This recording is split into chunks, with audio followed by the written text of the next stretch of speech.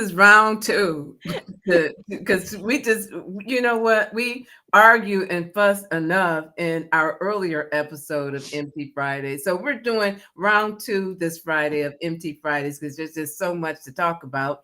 And we're filling the brain drain one unscripted conversation at a time. So we decided to come back to, the truth of the matter is that we, after we get off of our conversation and finish videoing every week our Empty Fridays, we have another conversation for 2 or 3 hours oftentimes. And so like we just decided to go live.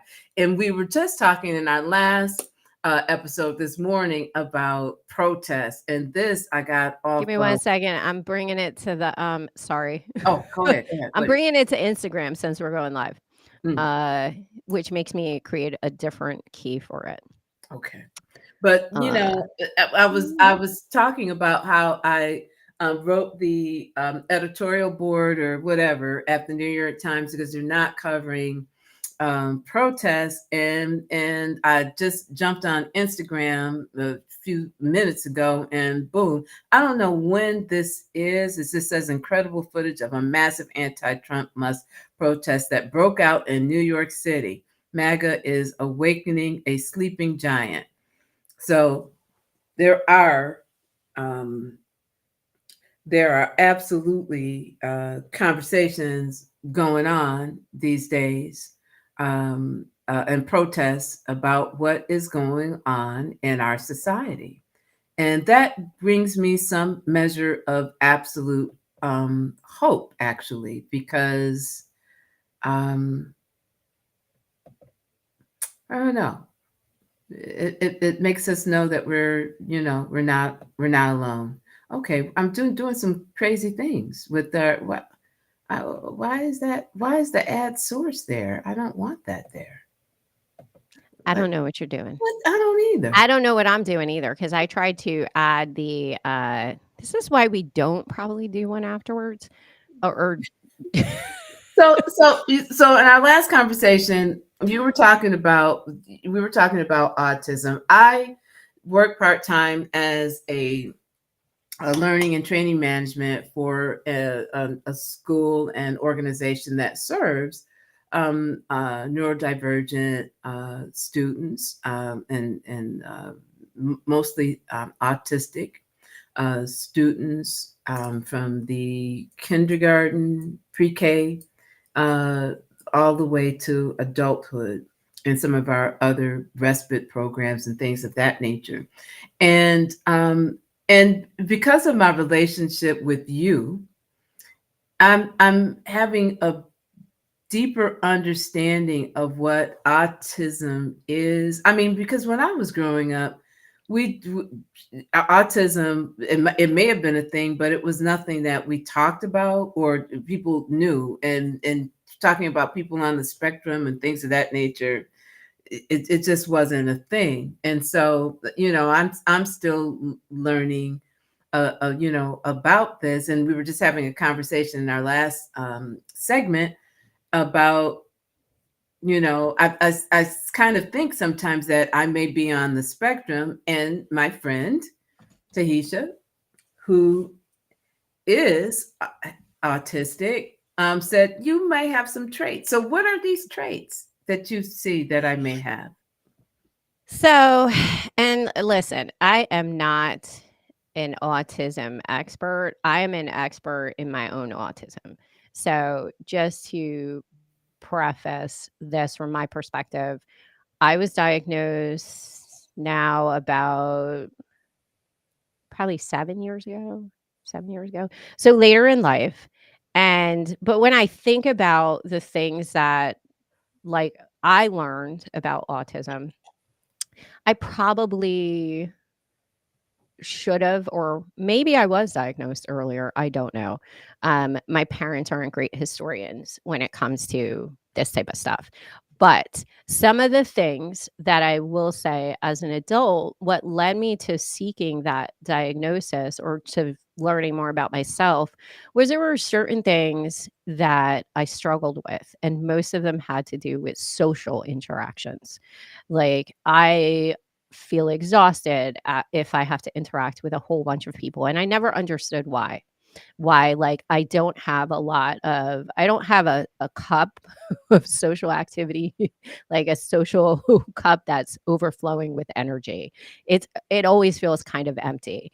And I always kind of felt like when I had to do stuff like that, I had to like get super prepared and like kind of talk myself up to going out, talk myself up to like going to like even family events, talk myself up to family events, talk myself up to like work stuff. And whenever I would go to those things, I always sort of felt like on the outside looking in, even if I was leading it, even if I was like the person who was supposed to set the tone for it, I always didn't feel quite like I fit in with that. But I would not have called that autism at the time. I just thought I was socially awkward. But the big driver for me was someone said to me that I didn't seem to care about them and what was wrong with me. Like, you don't care about me. Like, and this was someone who I thought I really displayed caring behaviors for, who I was close with. And I thought, what am I missing? Like, is there something wrong with me that like people don't think I care about them or don't think that, why don't I have long lasting relationships with other people? Or it gets to a point where someone would come and in my love life too, would come to me and they say like, I really don't feel like you care about me. And I'm thinking like I'm giving all the care feels and like, really what I'm doing is like I'm probably doing more like body doubling activities with them. I'm not interacting with them, but I feel like I'm interacting with them because I'm in the same room with them, because that counts for me as like I feel like I'm interacting because we're both in the same space, but we're working on something different. Neurotypical people don't tend to see that as like we're having great interactions. Wow. Whereas I'm like, I'm sharing space with you. Because Interesting. they're like, from my understanding, is that they're looking for more of a like, now we're having a dialogue and we're doing something together. Whereas I feel if I'm in the space with you doing something, we're doing something together. Cause like we're both blessing each other with our energies. And Oh, like, I feel I that don't way. and I don't need to I'm very talkative, but I don't need to be talking. Sometimes I'm super quiet. And so that also in common spaces with people can be seen as like, oh, this person doesn't really want to be here. They're not interacting. And so I see some of that, or like I don't see it with you, but you've described experiences like that. And I also will get super interested in certain things that kick off from something I've seen. Like I got really interested in infection control because I read an article about like infections in central lines. And then this was years ago. I couldn't get enough of it. And I see the same with you. Like you're a big researcher, you get fascinated by topics and you dive deep into them. I'm not saying that means for everyone that they're autistic, but for me, I started to like I went to a therapist and then they because I was describing some of my battles, or not battles, but hurdles for things that I was struggling with, and they said like, "Have you ever thought you might be autistic?" And I was like, "What? What?" Because in my mind, I had this thought about what autism looks like. I had this thought that autism was very rigid. I felt like, no, I'm like empathetic. I've had social relationships with people. Like, how could I possibly be autistic? Now, in the US, the DSM, which is the diagnostic manual, changed how they categorized autism. So there used to be a diagnosis called Asperger's, right? Do you remember that? And that was when you think about Asperger's, what do you think of? I think of someone that's high functioning. They're I don't know. I just think about someone that can be very smart. They can be high functioning. They could have some neural divergence on some level. Um, I, I saw it as something kind of separate from autism. 'Cause it was separate, and so the 2 were separated, and I remember this from my nursing practice, right? I've been a nurse for over 20 years, and so we had 2 different diagnoses and or 2 different ways to put these into buckets. When the new DSM came out, they rolled them together, realizing that even for people who would have been diagnosed with Asperger's, which Asperger's is still the diagnosis overseas. The UK still uses that. Australia still uses that as the diagnosis, but they saw it as a spectrum because if you have Asperger's, you had a lot of the same markers for autism, right? So if this were a spectrum, there are moments when I could have some mutism where I feel overwhelmed and don't really talk. And so I would ask you to, when you think of autism, what pops into your head? Hmm.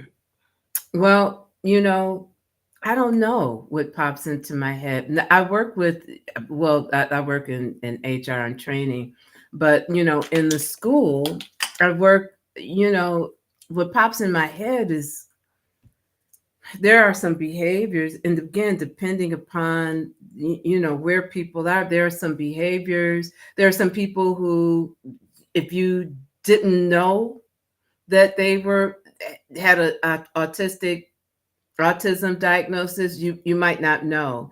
And then there's some kids or some people that you look at and you can tell, wow, something's going on with them. They may have outbursts. They may have they can have violent behaviors. They can have self-harming behaviors.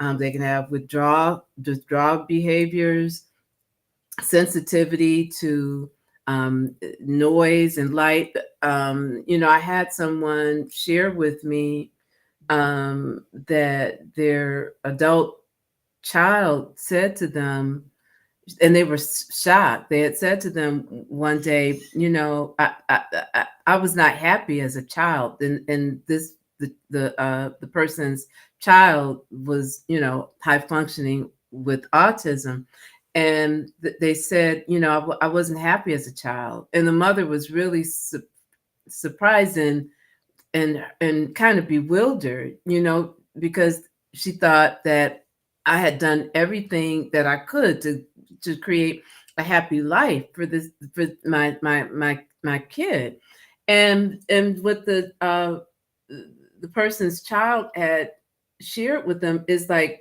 going to school was torture, like going into the lunchroom, right? It's loud.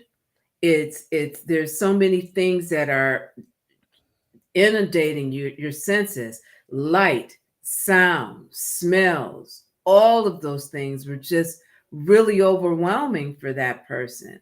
And life was really overwhelming for them. And that wasn't something, and I'm certain that she did her best, to be a great mom, but something that she's not aware of. And I think a lot of folks carry a lot of things with them that nobody is aware of. So Mhm. that's kind of, you know, some of the my understanding. Yeah, and so, like, the only reason I said and so for those who might be popping in, Melonya and I are talking about I said something to her on our live about how I thought she had some some behavior signs that maybe she was on the ASD spectrum with me.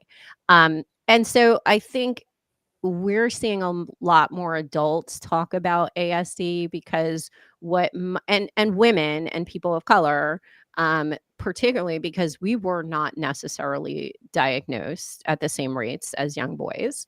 Um, so I think when I got my diagnosis, I sort of was like, oh, I get some of my behaviors. And so when the US rolled in the Asperger's into ASD, I think it got a little bit more confusing too, because now we talk like there's a lot of talk about high functioning, low functioning, which I feel is problematic because on the day that I was diagnosed, right, it was ASD level 1, which is like you have low support needs, but sometimes there are days when I'm overstimulated, Mm. like I'm just not able to kind of function in the world the same way. Where if I had been like assessed that day, would it have been a different diagnosis? I don't know. So when they say it's a spectrum in the US with that sort of, like they're really, I like to think of it as like some days I'm probably doing a little bit better than other days. And I hate to say function because, um, like, I don't think the world is made for people that are different from what we consider neurotypical functioning. Um, I think maybe there's more people that are neurodiverse in their mindsets and cognitive functioning than there are people that are on the neurotypical. And the only reason I say that is more people seem to be kind of unmasking the fact that life is very difficult with all of the stimulation that goes on. I do think the world is a lot more stimulating than it was. I do feel like with all of the technology and all of the things that we have, it's much more stimulating for those who might be neurodiverse. Um, I remember the first time I walked into a like overhead, the overhead lighting was like that. What's that halogen? Or it's like the really bright stuff. I don't think they use it anymore. Fluorescent. Fluorescent. And I remember years Like ago, I gold. walked into well, I think they did something because it doesn't impact me as much as it used to. Certain stores, I think they're using something. But, like, that type of lighting used to just exhaust me because everything seemed too bright. I could hear like, this is gonna sound a little odd, but, like, I hear a lot of electricity stuff, and I think you shared with me, like, you hear the hum of electricity. Like, a lot of autistic people will talk about, like, "I hear electrical stuff." Like, it bugs me, and sometimes I hear it more than other times, which is, like, that's like how much reserves do I have? If I have to mask and appear like I hate the word normal, but like like an acceptable version of me for society, I'm beat. I'm exhausted. It's why I don't like to necessarily do in-person things because there's a different amount of give that comes from in-person things than virtual stuff. And I just sort of got some of that vibe from you. That, the outside world is very stimulating. And I'm not saying that you Mhm. are autistic, even though I did say, I think if there were Well, no, one word, I was like, you have some markers. no, But those are the ones I see. And you also have some great special interests. I, Um, when you said special interest, I probably know more about camels than you would expect me to know. And that was triggered by the "It's Hump Day." You remember that commercial, right? I love that commercial so much that it made me want to do research on camels. And then I know that there's one hump camels and two hump camels, and that alpacas and llamas are part of the camel family. And I know because that's the way I think. One weekend, or I love animals. I love, love, love, love animals, right? And I love bears. And one weekend, I just binged on, well, it was bear attacks.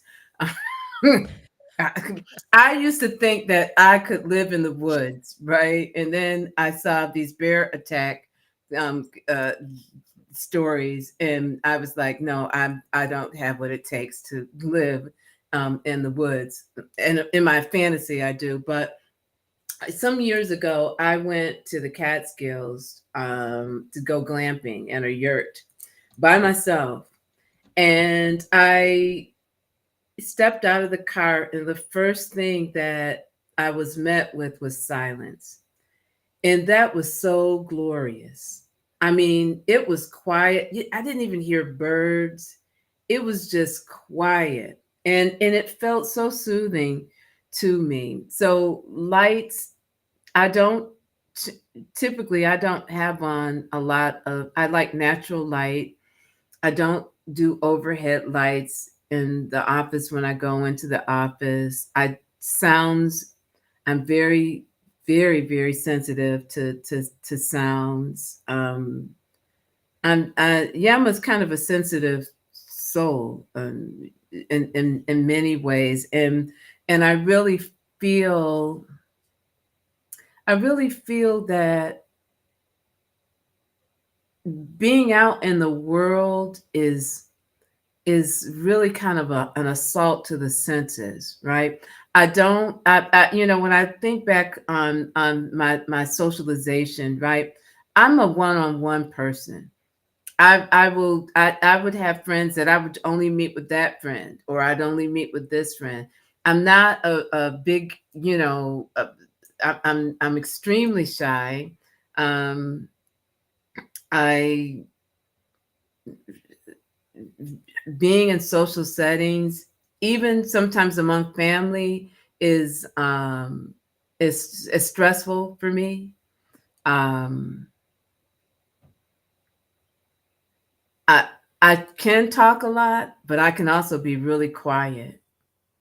And it was so funny because my dad's wife said, when I guess when he was having conversations with her about the family, he goes, "Oh, Melonya is a homebody, and she's really quiet. She could be reading something or writing something for hours and be very quiet." And I didn't even know he paid that much attention to me, to be really honest.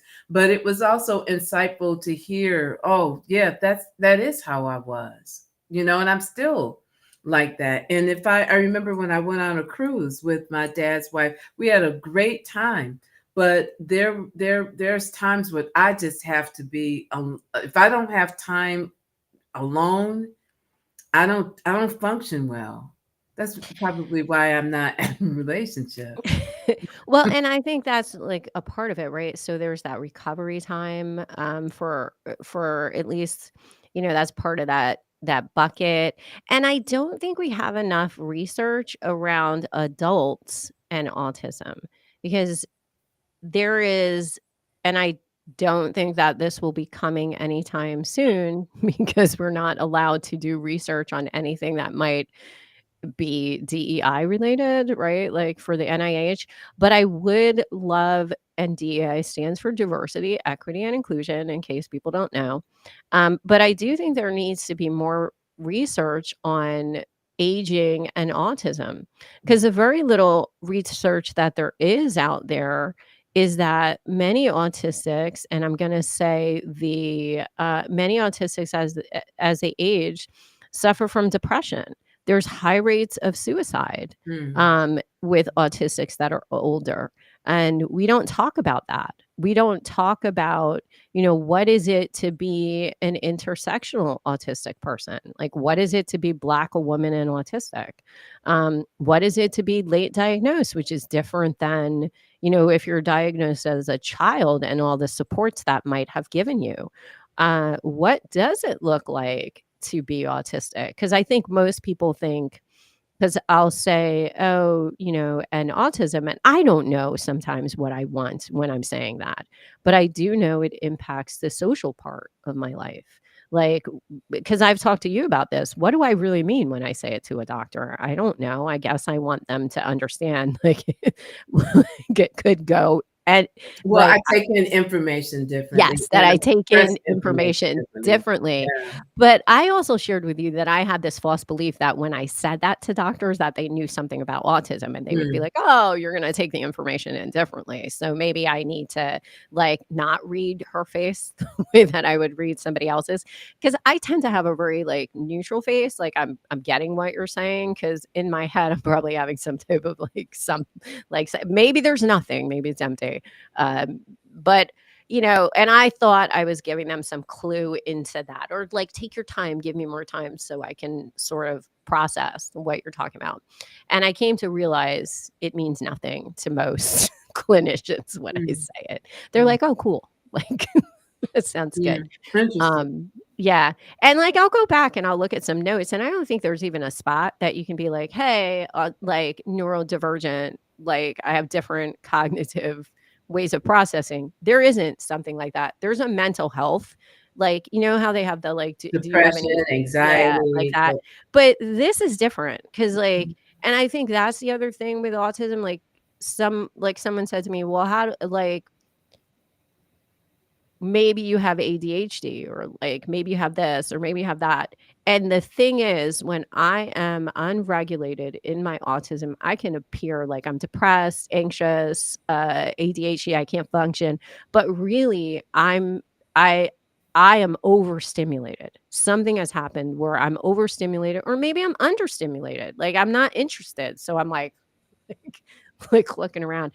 But the one thing I don't notice with you, is I tend to be very stimmy, but that's just because I will self-soothe myself. Like I'm kind of like this a lot, rubbing my fingers on, like that's a low stimulation for me, like something I can hide. But when I'm really overstimulated or understimulated, sometimes I'll rock. I know I've done it. I've looked back and been like, "Whoa, what was I talking about?" And I'm like bopping around, or and I don't and I either do really like intense eye contact or not eye contact. And the Tactique app actually flagged me once because it was like, you make no eye contact and you dominated that conversation. Because that's the other thing. Sometimes autistics can get like, and I hate to say autistics like we're a monolith, but me and my autism, and you called me out on it on the last one. I'll overtalk. Like I'm so excited to talk about Yeah, something. I'm like, blah, blah, blah, I blah, blah, expected blah, that blah, too. blah. You are not going to get a word in. I do that. So, Hot calling the kettle. but like, eh, eh, I find it fascinating that in this time when we could be doing so much research, as so many people are bubbling up and saying like, hey, I think maybe school wasn't that great for me, or I'm really struggling with loneliness, or I don't know how to socially interact with people, or I don't socially interact in the ways that, maybe society wants. We could be doing so much more research. We could be doing so much more things to help us as a society, because there is this loneliness crisis going on. And I wonder if we're just all overstimulated, all of us neurodiverse, undiagnosed people, overstimulated, melting down, broken at this point, and we really just need a break. Instead, it's like you're going to have to work more hours, which is not going to help us.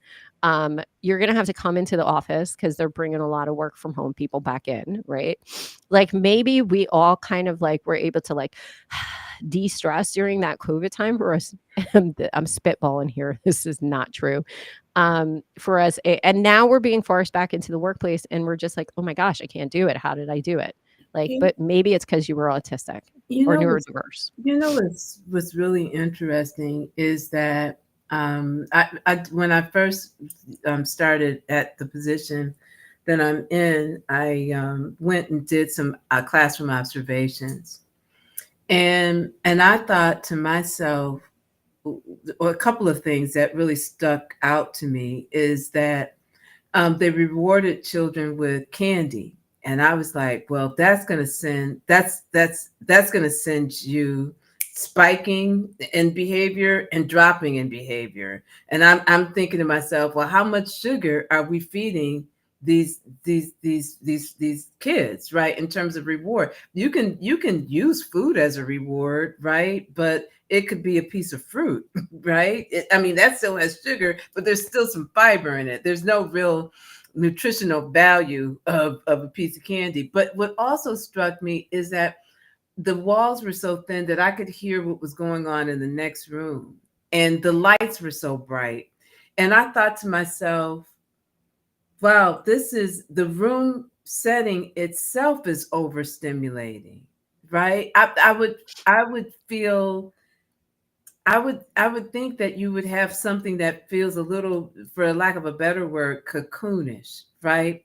Things that muffle sounds, low light, again, not feeding folks sugar that, and that sends it stimulates the brain and you're high and then you crash. And what happens when you crash? You're more irritable. You're going to get some negative behaviors. And I just thought to myself, oftentimes organizations are so fixed on growth, right? We need to offer more programs and we need to expand and we need to serve more people.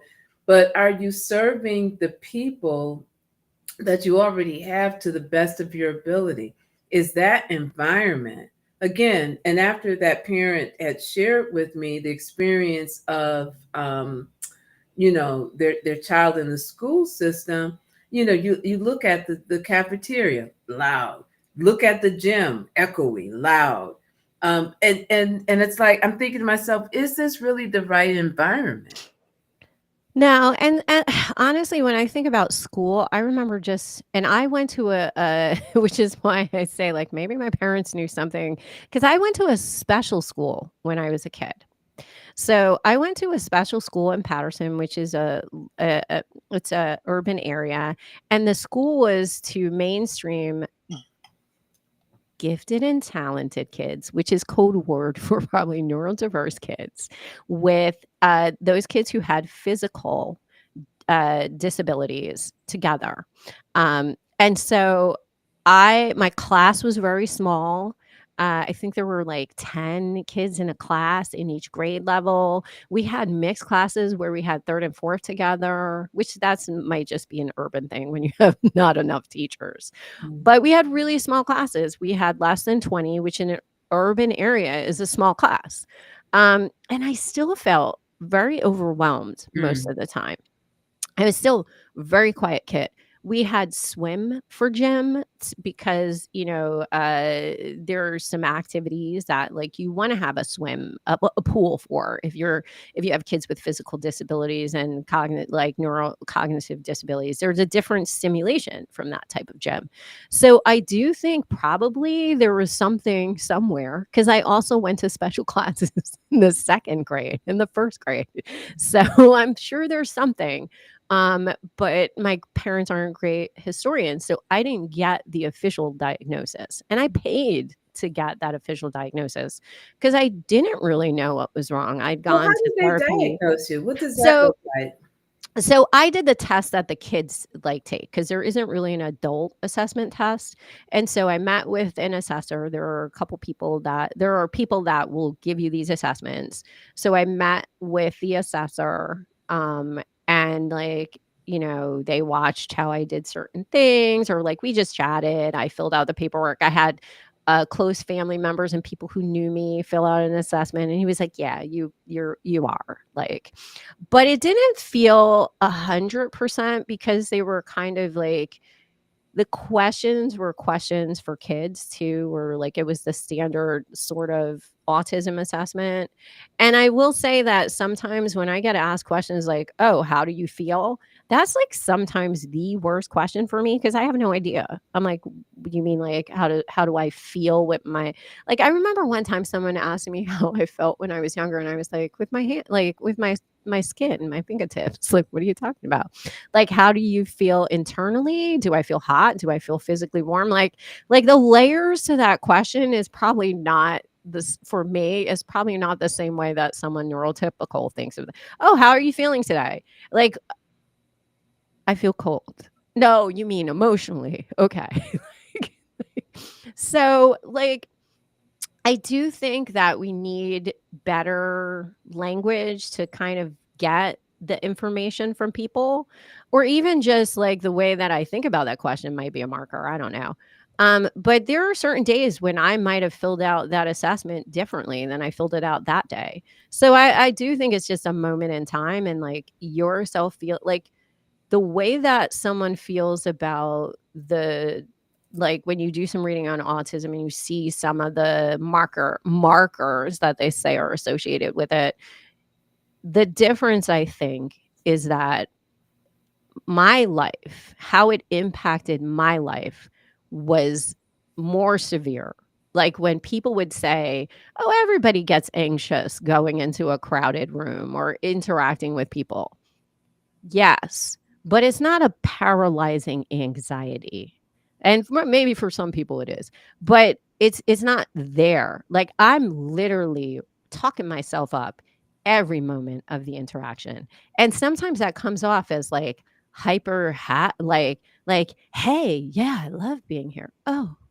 Yes. Like, I'm clearly masking. Like, in my mind, I'm clearly masking when I'm outside. But most people are like, "Oh, you're so friendly. You're such a like you seem like such an extrovert." And I'm like, "Oh my gosh, that all was fake."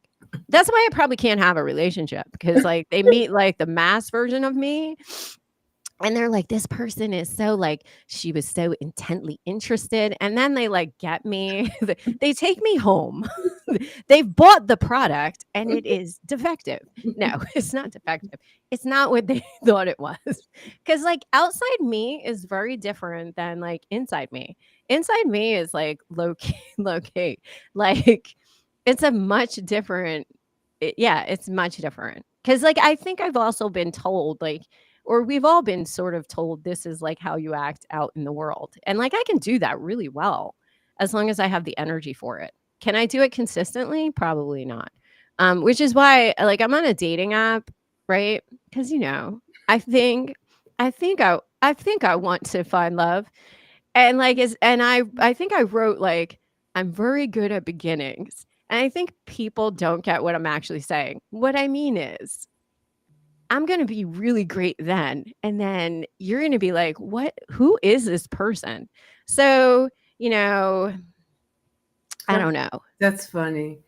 And if I saw that in a dating, I'm very good at beginnings. I was like, excuse me, but that is a red flag. It is a red flag.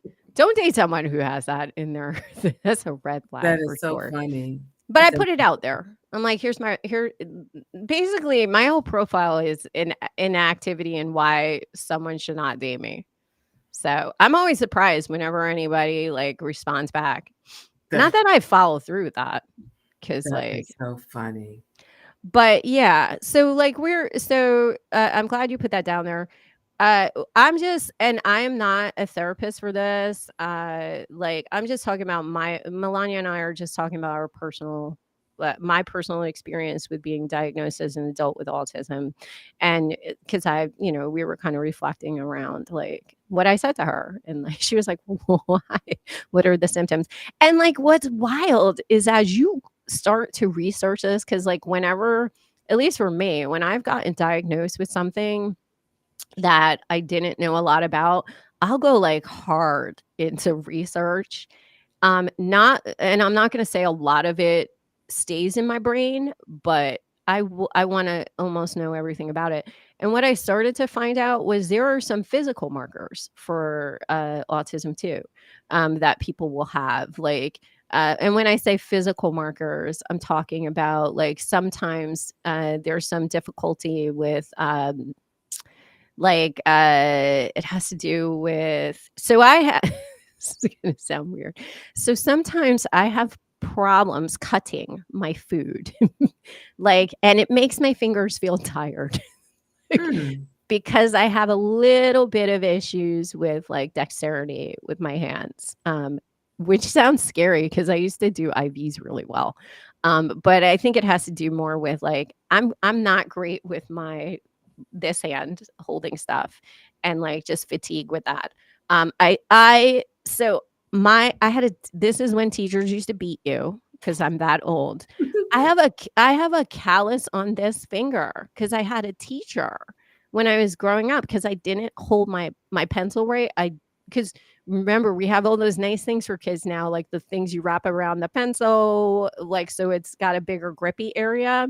We didn't have those. So she taped my finger to a pencil, hit my hand all the time because I couldn't hold it. Like I was awful at writing.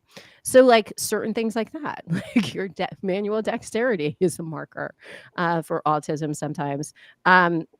Sometimes people have these like lack of You know color what? streaks. I was very and I don't know if this has anything to do with it. I was very clumsy as a kid. Yes, clumsy is another piece of I it. used to my legs were all marked up because I was constantly falling. You're Like, still clumsy. Don't say clumsy as a kid. You tell me you fall at like the paddle. well, but that's because I'm walking the dog. I don't No, typically you said you were playing what's that game? I'm The playing tennis game? I'm playing pickleball. Yes, I'm Pickleball. going There, I after said paddleball. yeah, I'm going after something, but typically I don't fall. But as a kid, I was constantly falling. I I walk mean, into everything in this house.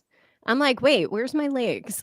I was constant. I mean, like my legs were always scarred up from just falling, and it wasn't like there was something in the way or I fell over something. I would just fall. I was constantly scarred up because I was very clumsy. This is really, I mean, it's really kind of interesting.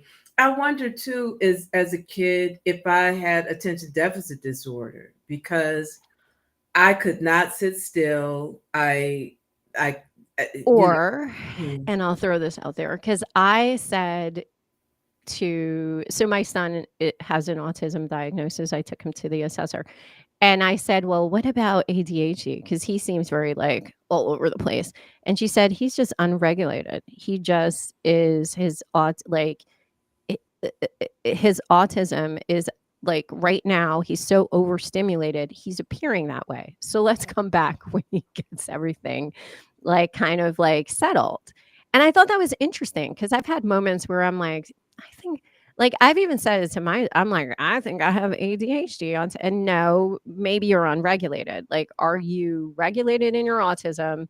That I'm not saying that people can't have both diagnoses, but I'm also saying if your diagnosis is ASD or if you think you're autistic, like, do you have all the supports? Are you at your healthiest before we start adding like other things like on there?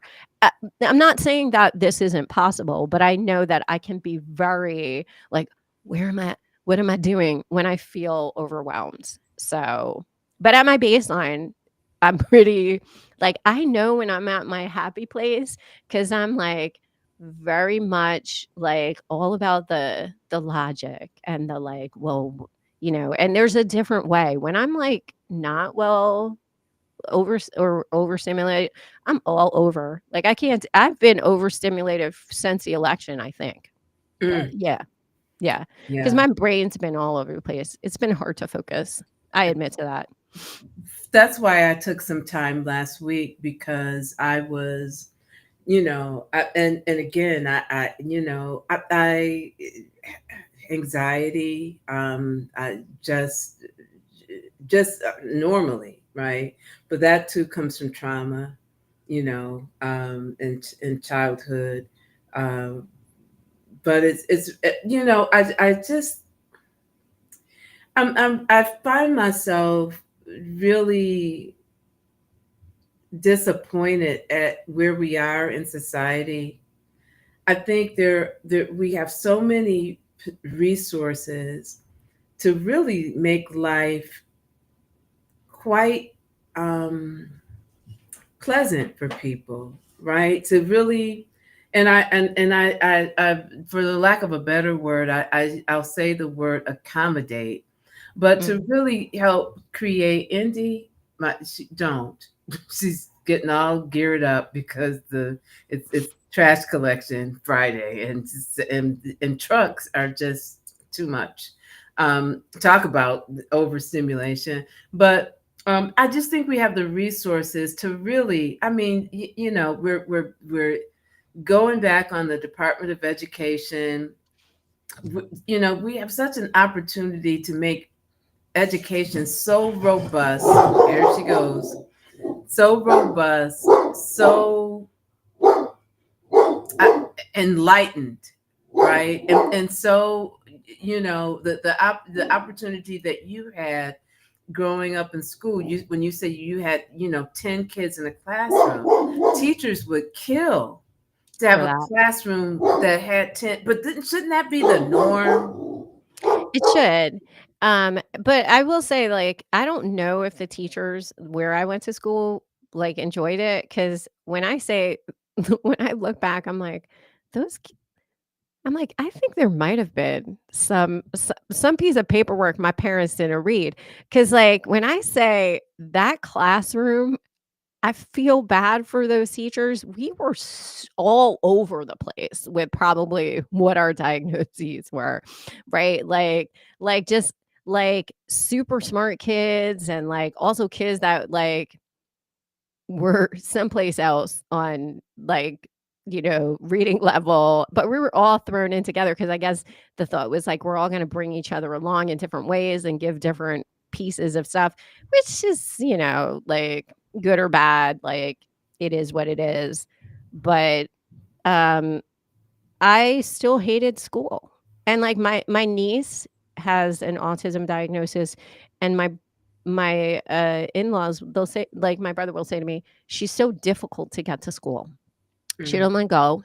She cries, she has a temper tantrum.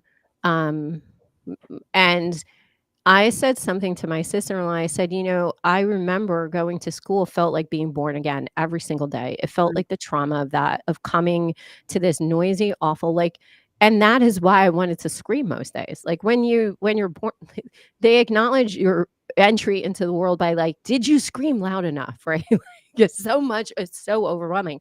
And school felt like that every day because for me at least, I like a little bit of a pattern to something so that I can say, "Oh, okay, I see this. I understand." Like this, it settles me. It comforts me a little bit. Like there's probably like what might be OCD, right? So some like there's like I'm a little obsessive about things being something the same, something the same. And so school felt very much like nothing was the same other than it was in the same building. mhm, Like, because sometimes they make you shift your seats. Sometimes you have to move to the other side. Like sometimes you have to do all these things, and none of them feel to be within your control.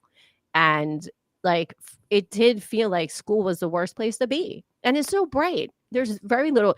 It's like you're.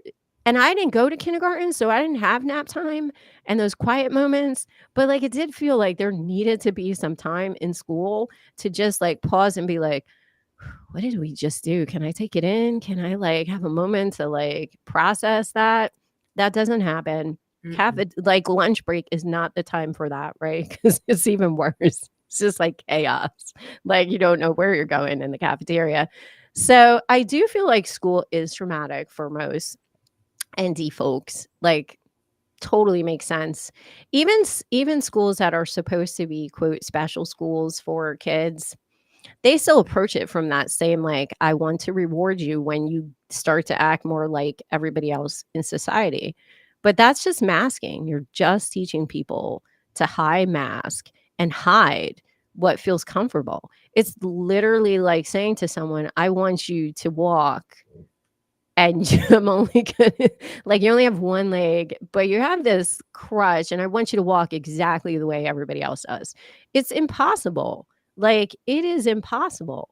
And not accommodate and then saying, I want you to keep up with us. I want you to like why aren't you doing this? I've given you some type of support.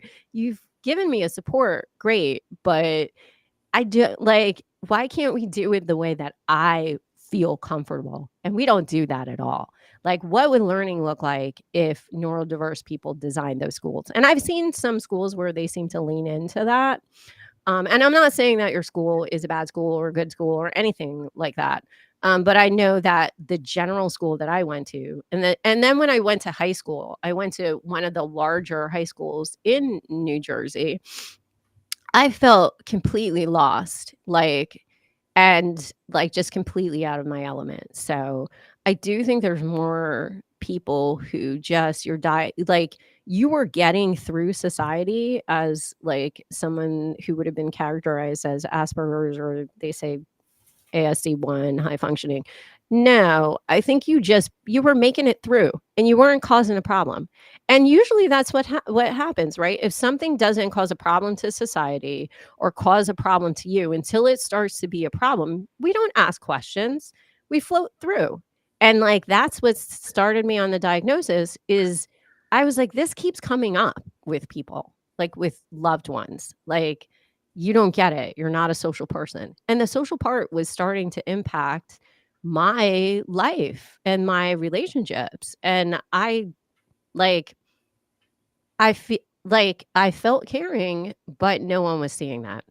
And the other thing, which we don't realize with autism or some people with autism, we can be hyper empathetic. We can be so empathetic, it's paralyzing. We have like for many of us, we have a internal sense of justice that is so hardwired. Like I've done it with you. Like and I'm not saying my sense of justice is a right sense of justice. We're so tied to it that I'm like, no, let me get my point. Like, I want to tell you, I'm the like same I'm way. I'm tied to it. Like I'm like sometimes I'm not even hearing stuff because I'm like yeah. So, but this is just like, for me, and I don't think the autism diagnosis, every single autistic person is going to be different because you're talking about the brain.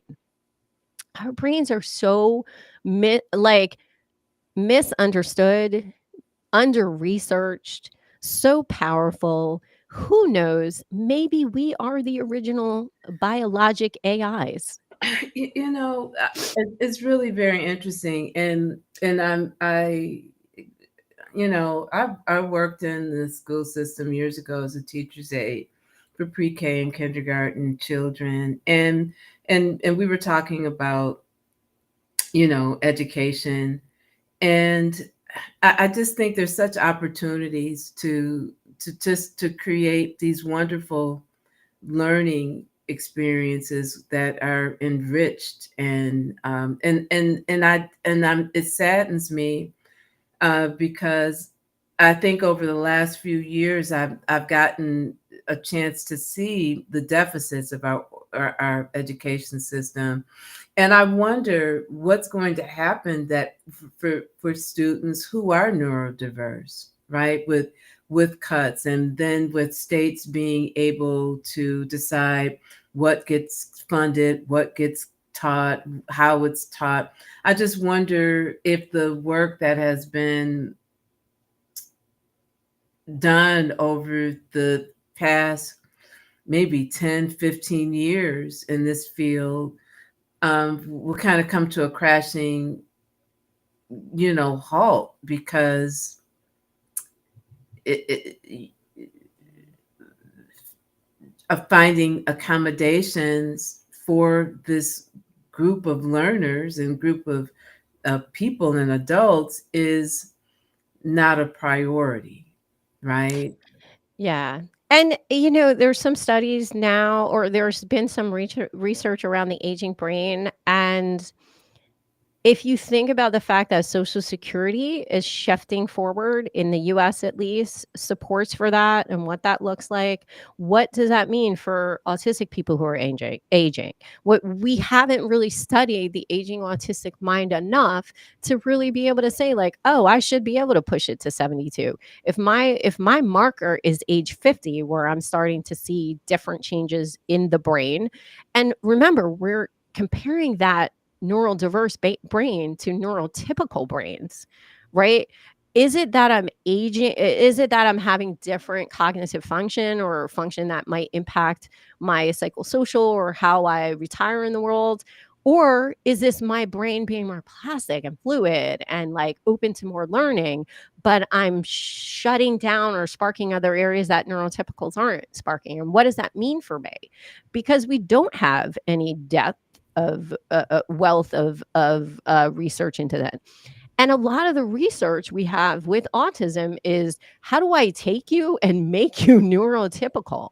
I don't want a cure, but what I do want is the freedom to be who I am, which might be an out of the box thinker who might come up with some really great stuff at every different decade of my life, if I'm allowed to do that and not have, because masking is exhausting.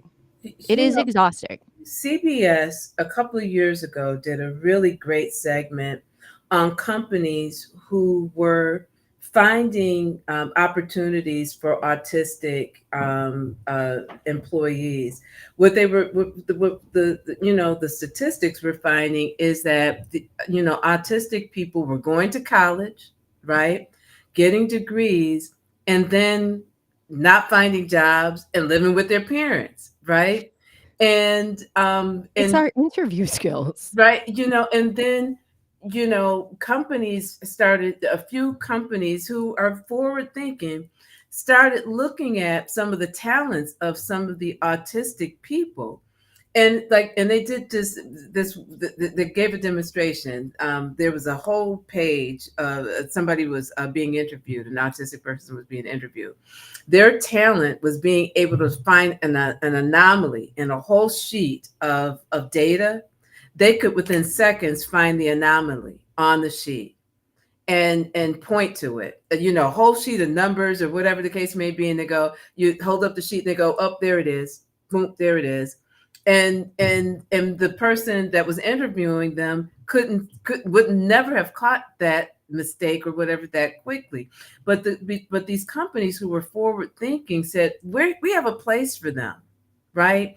Diversity, equity, and inclusion. We have a place for them. This person may be a fantastic worker, but we need to put them in a place where the lights are more dim, where there might be less audio stimulation or visual stimulation or whatever. And they're doing fantastic work, and they are a valued member of our team, but they're different, right? And I just it saddens me to think that we are moving in a direction where there's just less tolerance for difference, and which means that there's going to be greater numbers of people who are going to be outside of society, and that means as a whole society we're going to be diminished because these folks are not bringing their gifts and their values into the world. And I'm hoping that we don't allow that to happen. I hope we don't. I hope so too. And I do think the workplace is a sort of minefield if you're on the spectrum, because the interview, right? Everybody says, like, you send your resume, you do the phone interview, whatever. But the interview piece is really where people start to grade you, right? Like on how they think you're going to, quote, fit into the organization, not necessarily what skills or thoughts or innovations, but just how you will fit into. And if you're a square, remember that show Square Pegs? If you're a square peg trying to be slammed into a round hole, that's really hard. And where you might blossom is not in the interview process. Like if your interviewer is like, why is this person not making eye contact with me? Like Mhm. that's a red flag for many interviewers. Or why isn't this person as like, what about the tone of their voice, or why did they not ask me a question, or why did they not answer this way? So I think the interview is almost like a minefield that can exclude um like neurodiverse people. I Mhm. do also feel like there's a lot of bias around neurodiversity. Like I remember working someplace and we had a nurse who had ADHD, and the one administrator was like, they shouldn't be a nurse.